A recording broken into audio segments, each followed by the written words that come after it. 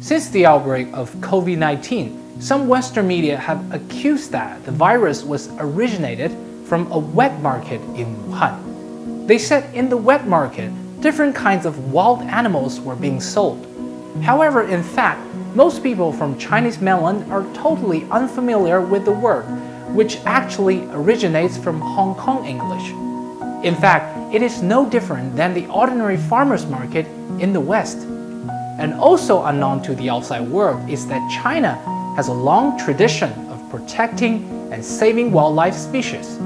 So today, we're going to talk about what are the current regulations regarding wild animal protection in China. The most important law on wild animal protection is the China's Wild Animal Conservation Law.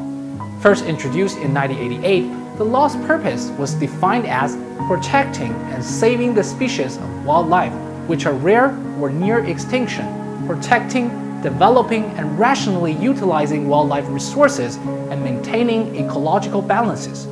During a major revision in 2016, lawmakers took out lines identifying wild animals as natural resources which can be utilized. According to the law, China's protection of wild animals is based upon two lists.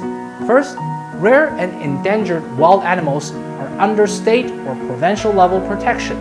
The second list identifies species of terrestrial wildlife with important ecological, scientific, and social values.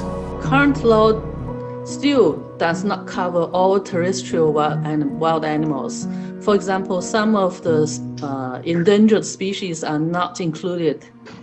It is estimated that 1,811 vertebrates are under list protection, which include 215 mammals, 944 birds, 268 amphibians, and 384 reptiles. China's Wild Animal Conservation Law, along with other laws on public health, have generally withstood the test of the COVID-19 epidemic and played a positive role throughout.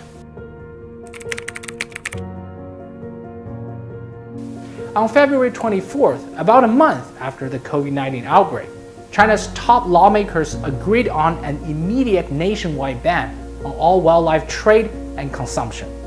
The latest draft decision banning wildlife trade is considered to be the most drastic and comprehensive one, compared with any regulations before. Additionally, consumption of wild animals protected under current laws, along with other terrestrial wildlife that are artificially bred or raised, are forbidden, and penalties were made stricter for those who break the law. After the draft decision, only the animals under the National Catalog of Genetic Resources of Livestock and Poultry can be considered food. On April 8th, China's Ministry of Agriculture and Rural Affairs published an updated draft list of the catalog, seeking public opinions. It includes a total of 17 groups of edible livestock and poultry, including pigs, chicken, duck, geese, cattle, horses, camels, sheep, and others. Dogs, snakes, and other types of rodents were removed from the list. I think the government is trying to balance between the ecological conservation, the zoonotic disease control, and the livelihoods of wildlife farmers.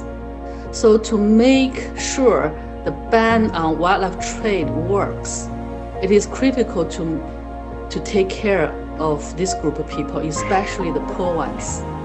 On May 15th, the Hunan provincial government set out a local scheme to compensate wildlife breeders following China's ban on the consumption and trade of wild animals.